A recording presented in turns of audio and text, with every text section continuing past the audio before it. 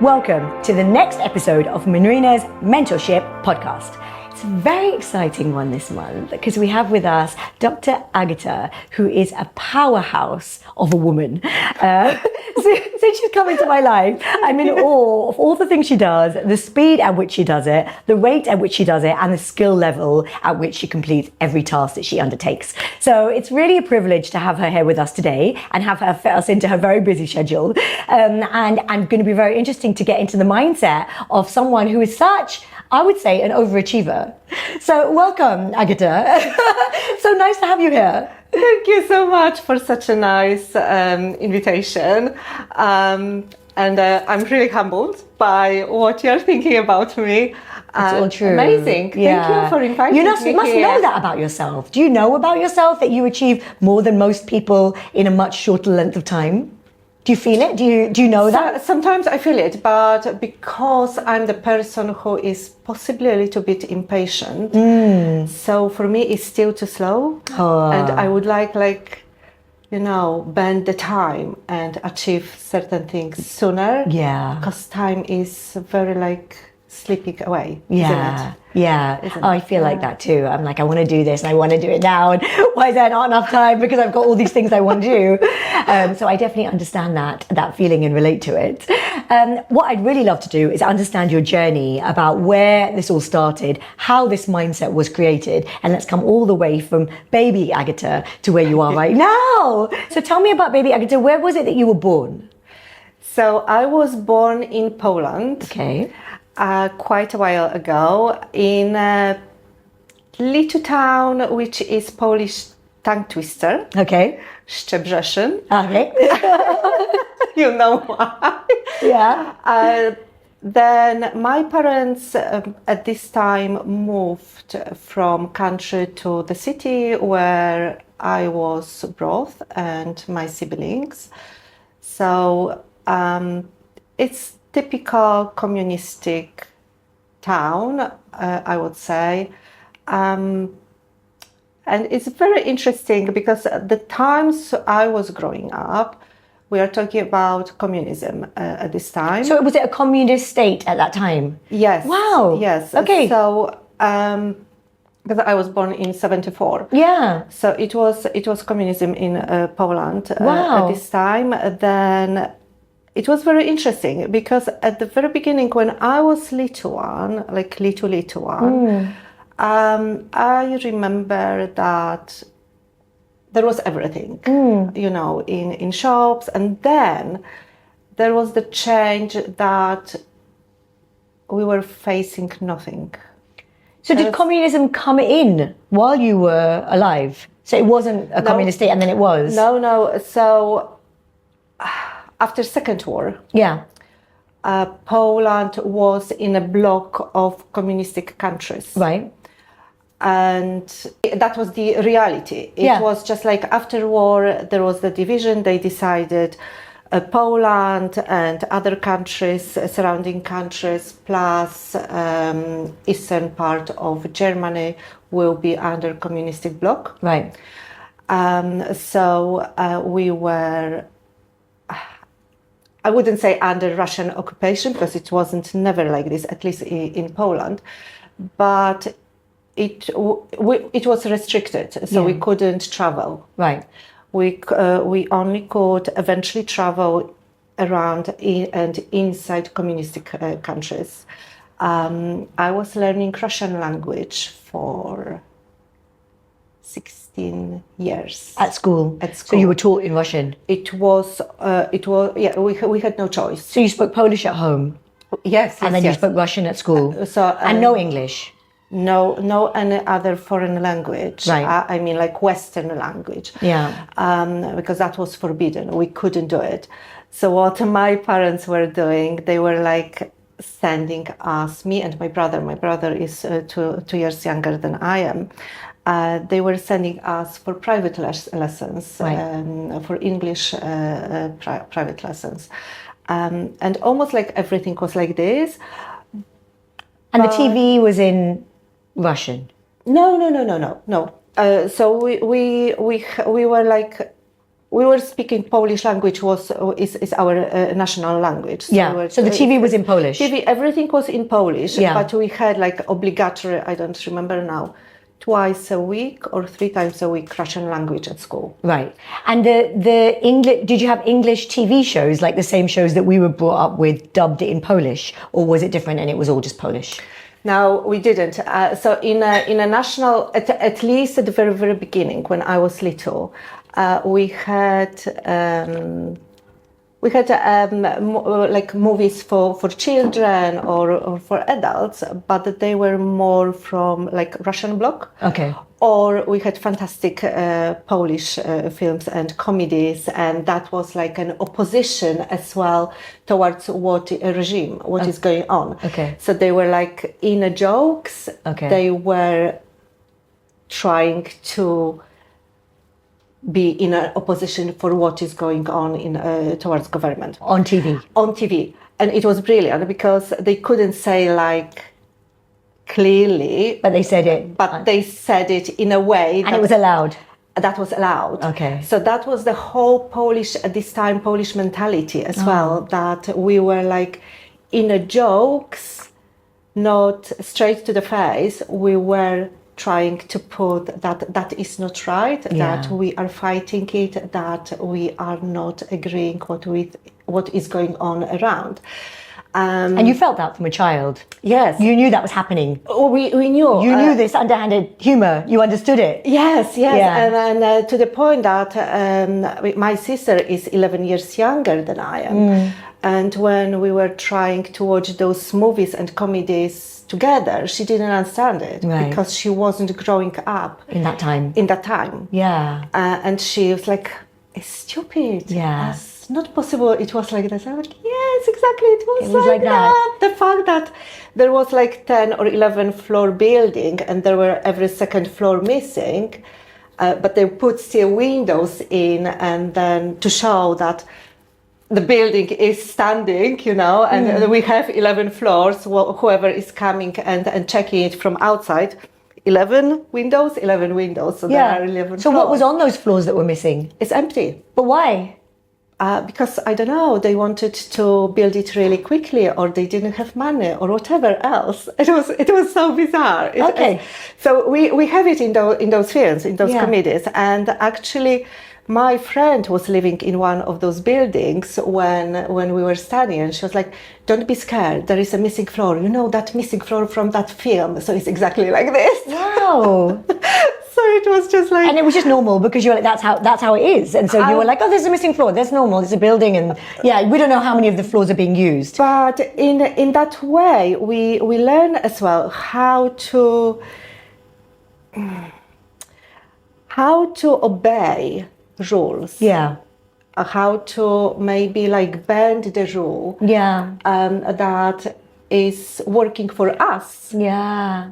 Not necessarily because the rules were too strict. Just obey them.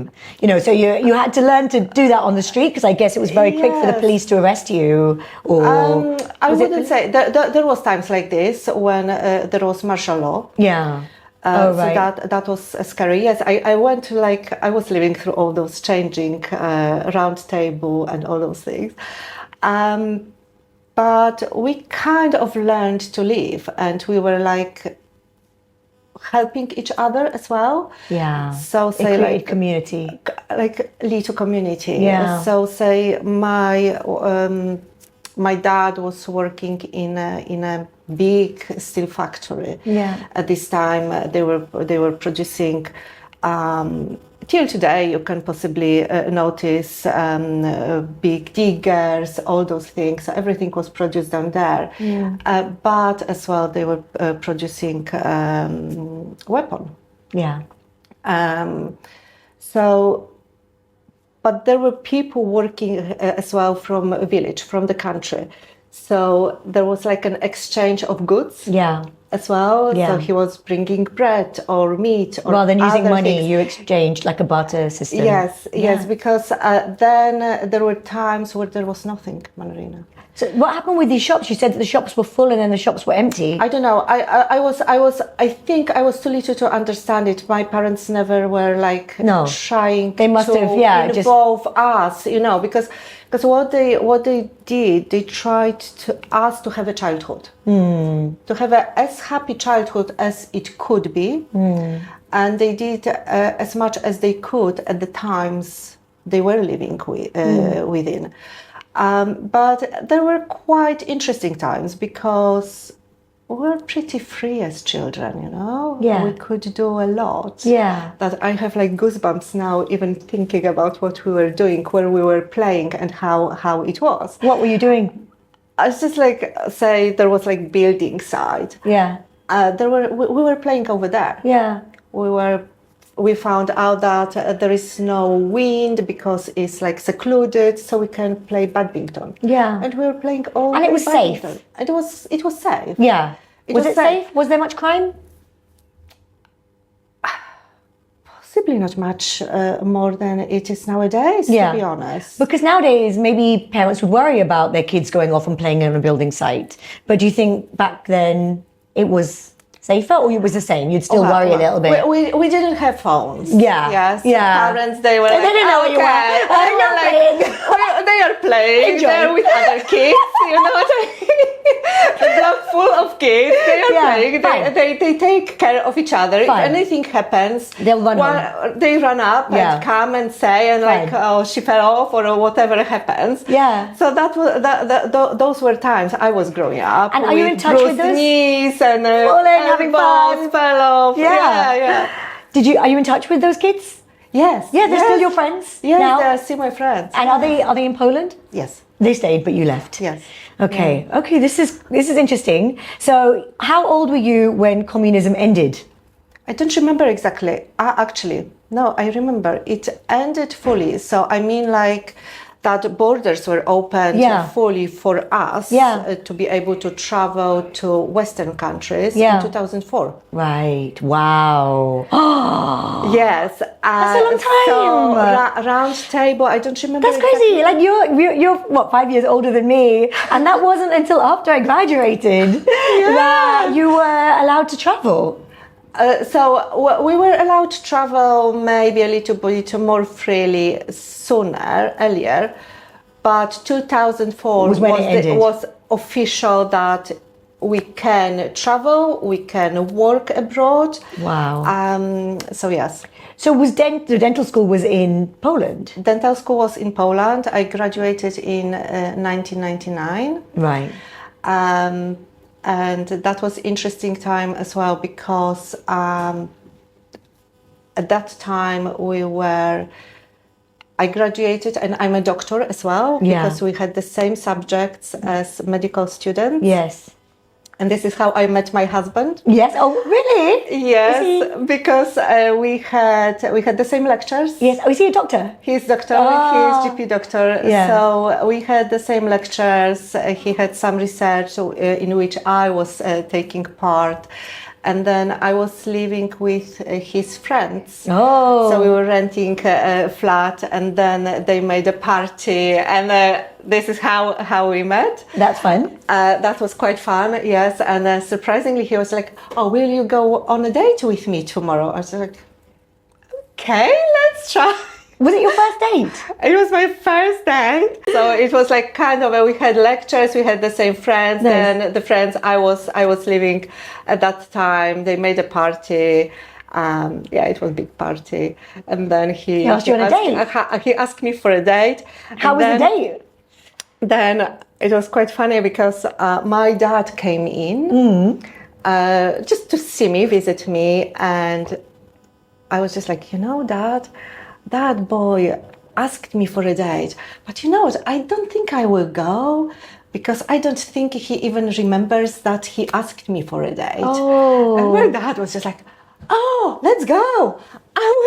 I will drop you. If he's not there, I will take you back. Oh, such a supportive dad. So he literally dropped me on a date, and yes, my Chris was sitting with a rose. Yeah, Oh, with a rose. A red rose. Yes. Yeah, So he's a good one. It kind of started in that way. Very nice. Okay. that was nice. So then you guys got together in dental and medical school. Yes. And then you graduated and you were doctors and dentists. And then what happened? So did you work as a dentist in Poland? Yes.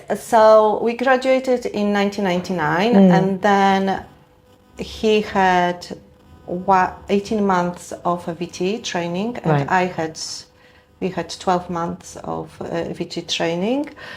And then in the meantime, being on a VT training, I started to work in a private practice, which was fantastic because, like, as a newly graduated student, it's very important that you get into proper settings and supportive practice.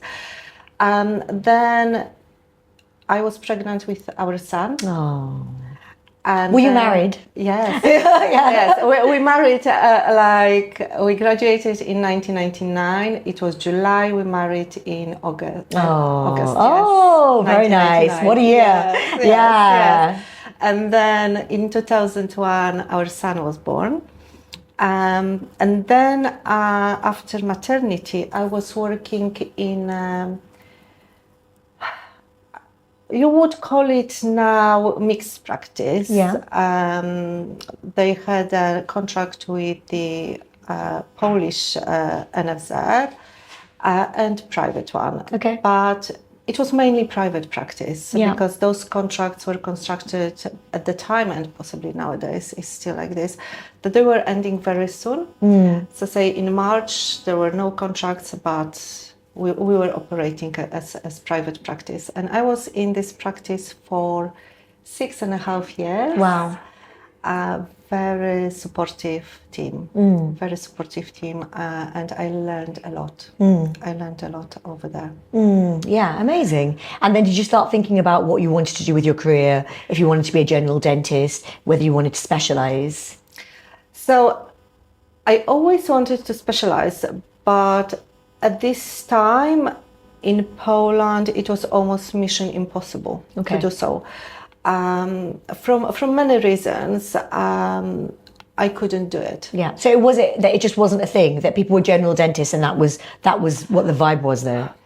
Or was it they just made it difficult?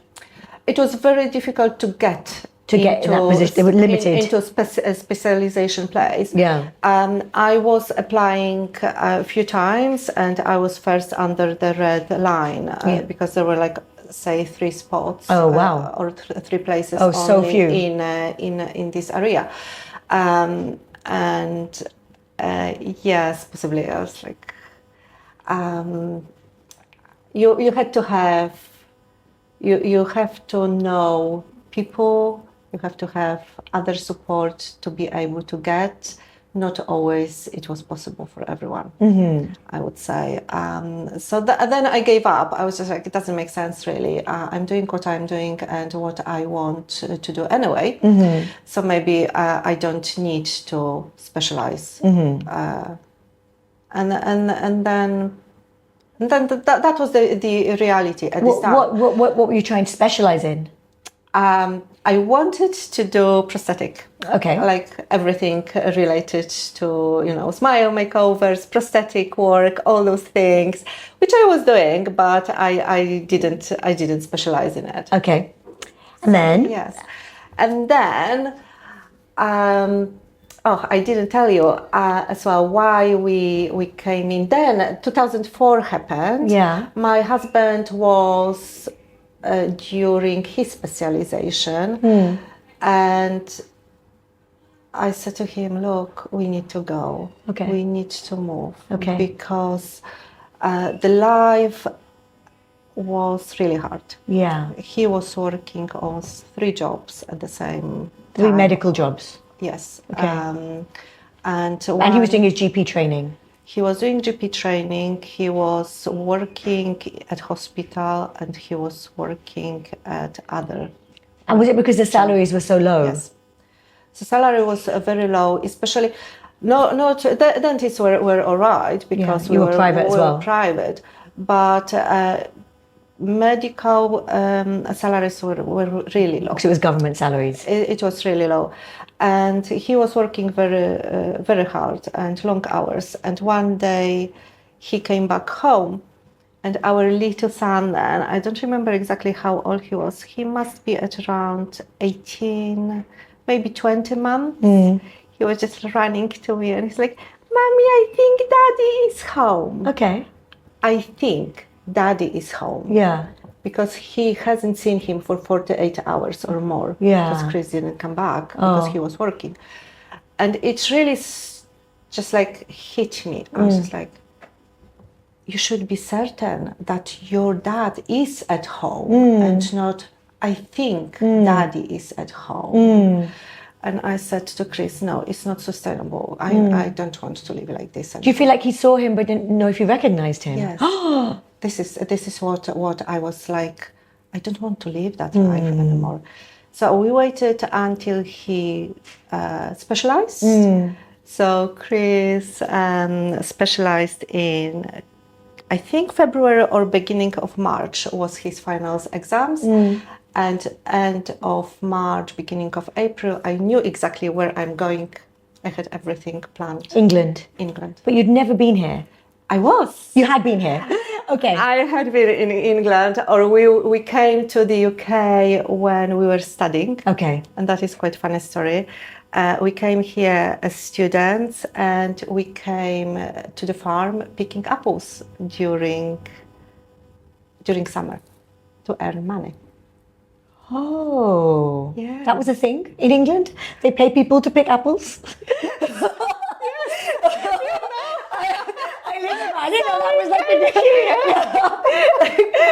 They had a Polish doctor and dentist come to pick apples in England. I need to hire some of those apple pickers here. Like, obviously it's not a thing anymore. So we came, I don't remember, I think we were after third year. Okay. When we came here. Okay. Because remember, there was still communism over there. Yeah. There was still communism, and I was just like, I really want to go out. Yeah.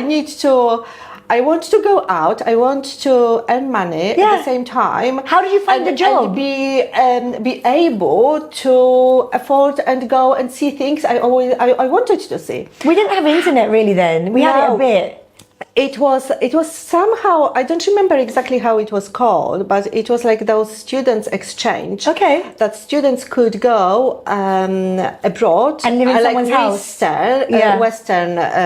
Western countries, work and Western kids go there. Yes. Okay. So some kids went to Western kids. We were going. So we were like doing possibly now you would say. Low labor work. Yeah. But that was the only one way, or for most of us, we could go. And my friends actually, they were going. They went year before, and they were like, "Oh, you have to go.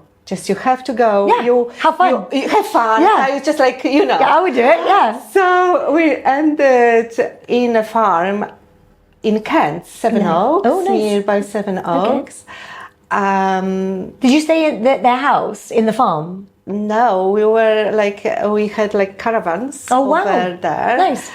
However, the farmer, when he learned that I'm studying dentistry, my husband he wasn't my husband yet. He was studying medicine. He was just like, "Kids, what are you even doing down here?" So he allowed us to live in his house. Oh. And then when like our contract was ending, he was like, "Please don't go back. Oh. Stay down here. Oh. Don't go back. Stay down here. I will help you to find a job, better job down there." I was just like, well, you had to finish your degree. And I was just like, "No, we have to go back." Yeah. Because I'm not. We were after third years. I was like, I'm not sacrificing those years. No. And I'm not. I want to finish my degree. Yeah, of course. Because I worked too hard to get to dental school. Yeah. And the same it was my husband. So and did Chris have private tuition as well to learn English? So had he also learned English? Actually, Chris was learning German. German. So when he came to England, you could speak English, but not him so much? Yes, yes and no. So he was learning on his own English. Yeah. And then it was really tough for him because I was working. He wasn't. He went in that like a loop of not being able to work down here in the UK as GP doctor because of no experience working in the UK. Right. And then it took him 8 or 9 months to have a first post. Okay, fair. So some dentists have longer stories of dental nursing for years before they can do ORE. But it was to the point because like he was working all the time, you know. Oh, he was working so much. He was working so much. He was workaholic. Spend time with your son. Exactly. And this is what happened. Yeah. And then he had a post in Liverpool in dogs. Yeah. And it was enough for him to have an experience, so work as a doctor in the UK. And it started like this. At the time when we moved, our son was 4.5 years old. Okay. And the school was fantastic. They allowed us to be with him in a class. So did you move to Liverpool? No. Oh. We moved to Seaton in East Devon. Okay, East Devon. Oh, yes, you stayed there. Yeah. So we moved to Seaton in East Devon, and our son was in school. And they let you stay in the class so you could help with his English? Yes. Or to translate? Yes, yes. Wow. And then very quickly, it was amazing. His teacher was so supportive. She was fantastic, and I cannot really till today thank her enough. But what a resilient family! Like, how do you think that's impacted your son as a person at such a young age, having to be so able to, to diversify or be in that situation and be in a school where he didn't know the language? Like, do you think as a person now he's grown into someone who is very comfortable in many situations? Yes. Yeah, because after going through that, everything's easy. What's harder than being in a room where you don't understand? Any time now, he's like facing difficulty. Yeah. We all do. I was just like, no, look, you moved country. Yeah. You learned new language. Yeah. From the very basic. Yeah. After 3 months, you were on a list of those like special and talented children all across. Just like you're so proud. I'm so proud. Yeah, and your husband the same, and you're the same. So it's not only you who's this powerhouse. You've got this powerhouse family. You're all like that. Like yes. And then in 2000, that's rare, I think, and cool. Yeah, our daughter was born. Yeah. Oh. Yes. So she was born here. So she was born down here in the UK. Yeah. Yes.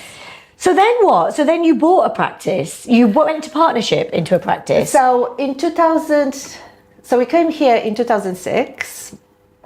In the meantime, we moved to Plymouth from East Devon. Yeah. Because my husband was traveling up and down all the time. And I was like, look, as a dentist, I will find a job anywhere. Yeah. And then at the time, I was working for it wasn't my dentist at the time, it was IDH. Yeah. So I moved inside IDH, and 2 weeks after I gave them notice because I was like, no, I'm not. This is not good. It's not good. Yeah. And then I was working in other practice, and in 2009 we bought the practice in Torbay. After then, in the middle of everything, our daughter was born, and we changed partnership from my friend. I was working with him in Seaton at the same practice. I was just like, why you don't come and just be your own boss? So how long was that? Yeah, that lasted. I don't remember exactly. It was from 2011 11 or 12. Okay, Joined until in like 2000 last year. Until last year. Yeah, so like 13 years. Yes, Yeah. yes. And, Yeah, nice. and I cannot say anything wrong. No, it that's was fine. it was good. It was fine. He was just tired. Yeah. He was tired. You had different visions, maybe. And Yeah. at some point after COVID, our visions diverged. I wanted to go. I wanted to develop all Yeah. those things. He was tired. He had enough, which Yeah. is fair We're enough. all in different stages. Which is fair enough, and we just we bought him up. Yeah. You brought him out. And then you joined my mentorship around that time. So how did that come about? That is another one story, because you started everything during lockdown, haven't you? The Designing Smiles course just before, but the mentorship in September 2024. So after COVID. But when there was a COVID and all I was posting lots, and the Designing Smiles was running. Yeah. I was seeing you online a lot. Yeah. I was just like, oh my God. Okay. I did lives 3 times a week during COVID. Yeah. And I was just like, she is doing something great. Yeah. But then, because of how it was in the practice, I was just like, I cannot do it yet. Yeah. So you found me online, and I was on your radar. You've been on my radar for a very long time. Yeah. I was like, maybe not following you, but spying. No, because I wasn't really like very active online as well at this time. Yeah. And then when we bought the practice, I was just like, no, go for it. I'm just like jumping straight to you, I joined Chris Barrow as well at the same time. And I've started to do and make changes in a practice, inside practice, as I always wanted to do. And how is that easier with a mentor, do you think? Why do you think it's useful to have a mentor? It's amazing in your journey? Because first of all, as practice owners, you are very isolated. Mm-hmm. As a woman practice owner, possibly we are facing maybe a little bit different difficulties than our male. We need to do another podcast. We're going to do another one, because Agata is actually an expert on women's hormones and putting the mouth back in the body, and she's very knowledgeable about that. So definitely, Agata, we need to get you back on that, and again, and we need to talk about that in more detail. But yeah, exactly. So we're facing all these things, and then when I found you, you are business owner as well, and I was just like, I need to be in a group of someone, with someone who is woman as well, and has a practice, and has amazing course as you have. Thank you. And I was just like, I'm maybe a little bit too old to join, but I was like, no, it's never too old to learn something new. Yeah, and I think half of you are older than me. And in the mentorship. And I've joined. And it's amazing. Yeah. First of all, because of your amazing skills. Yeah, thank you. And amazing, just like clinical skills. And you are sharing with us. But second thing as well is the community. Yes. The community and the fact that we can ask, and anything. we can talk. Anything. Where outside, really, there are not so Who do you many. Ask? Yeah. Whom do you ask? Yeah, that's right. And then you did Designing Smiles. And I did Designing Smiles. So you started your journey right at the beginning, being like, oh, I want to be a prosthodontist. I want to do these smile makeovers. Yeah. And so how was that at this stage in your career, coming on a course like that? Were there still things to learn? So first of all, it's never too late to learn. No, it really isn't. There's always so much to learn. Yeah. And then I always think and thought, and I still think, and possibly that won't change, that you will always learn something going on a course. Yeah. On the other hand, if to learn from the best ones. Yeah. And that is true, because I'm going on a perio courses abroad, and I'm learning from the best of the best periodontists. Yeah. and you learn the most. Yeah, for sure. And those people, You need people with experience. and those people you learn are from the experience. most humble people, and you will learn the most of them. And yeah, great. We have run over because Agata is so interesting to talk to. So Agata, firstly, we must do another one. So you must come back on next year. We have to do this again. Secondly, can we close up with a piece of advice that you could give to our listeners or our watchers from your epic journey so far? And actually, you're just like halfway through it. I just feel like there's so much more coming from you that I'm very excited to be part of and to watch. But yeah, give us a piece of advice, please. For young dentists. For anyone, for people in our industry, at any age. It can be for young dentists, For young dentists, possibly, don't rush things. Yes. Take everything in your pace and find out the part of dentistry you really like. Yeah. And if it comes 3 years after graduation, it's fine. If it comes after 10 years, it's fine as well. And it's nothing wrong to be general dentist as well. Yeah. And find what you like later on. Yeah.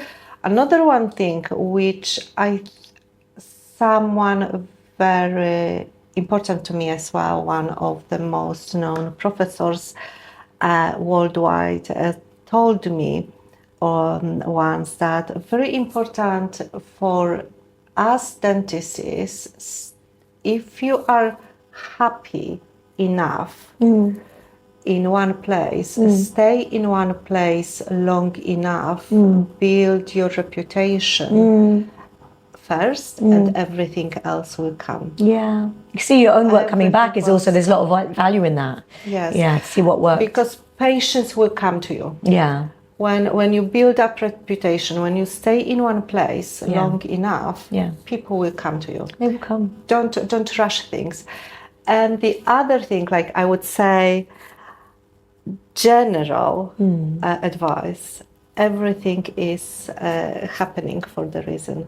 Yeah. And we might not see it now, why it's happening. Yeah.